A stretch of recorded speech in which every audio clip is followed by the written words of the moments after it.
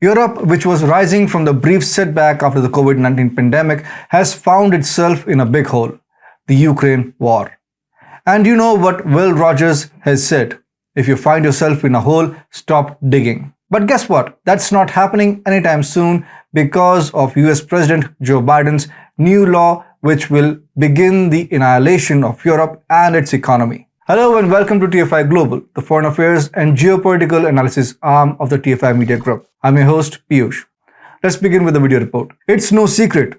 The US is minting large sums of money from the gas crisis in Europe by selling its own LNG at sky-high spot prices. Additionally, America creates, imposes, and enforces sanctions on Russia that drive up energy costs in Europe. The high cost of production and manufacturing has led to European companies look for other places to relocate, and Biden's Inflation Reduction Act just appears out of nowhere at the same time when European companies are looking for better options. It tempts European companies with incentives and subsidies. America is also capable of supplying its own energy.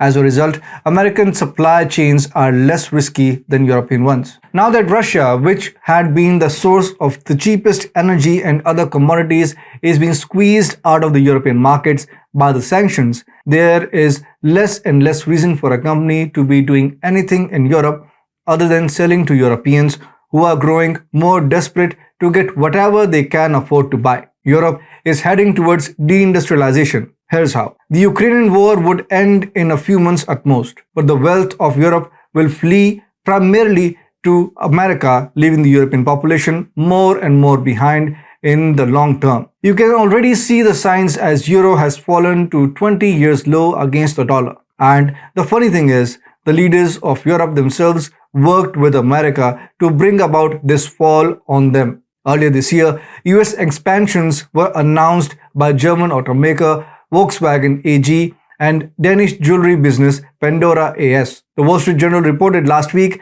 that Tesla Inc. is delaying its plans to manufacture battery cells in Germany until it investigates its eligibility for tax incentives under the Inflation Reduction Act, which President Biden signed into law in August. Stefan Burgers, chief executive of RHI Magnesita, is looking to shift to US as he is bullish on steel demand in the US. ArcelorMittal SA, located in Luxembourg, reported better than expected performance by an investment this year in a Texas facility that produces hot briquetted iron, a raw ingredient for steel production. ArcelorMittal SA announced it will reduce production in two German factories. ARC International, a major producer of glass, is also shutting down production lines to deal with rising energy prices. German daily Handelsblatt has reported how more and more German firms are increasing their headquarters in US and leaving their operations in Europe. Basically, due to their greater energy requirements,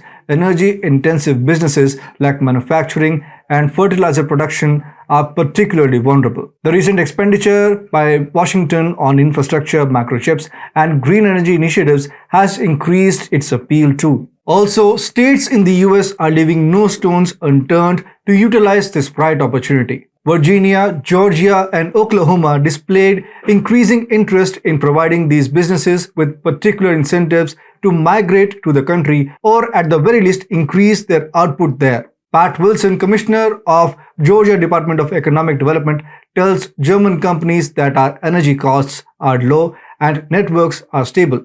Companies coming to Georgia from Germany are reducing their carbon footprint. Manufacturers in US have added back around 1.43 million jobs as of August this year, a net gain of 67,000 workers over pre-pandemic levels. Europe is slowly but surely learning US's impure plans. The $437 billion US health, climate, and tax measure just approved is being investigated by the European Union to see if its protectionist components violate WTO regulations. Furthermore, even South Korea is looking forward to work with the European Union and change the law as it prohibits electric cars built outside North America from receiving tax credits in the United States. This will lead to economic tussle between the Europe and the US. Countries will realize sooner or later that allying with the US is like inviting their own doom. But for now, the companies leaving Europe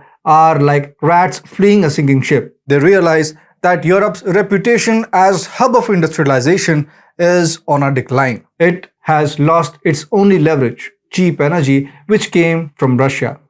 The Inflation Reduction Act will accelerate Europe's deindustrialization and ensure the permanent demise of EU's economy.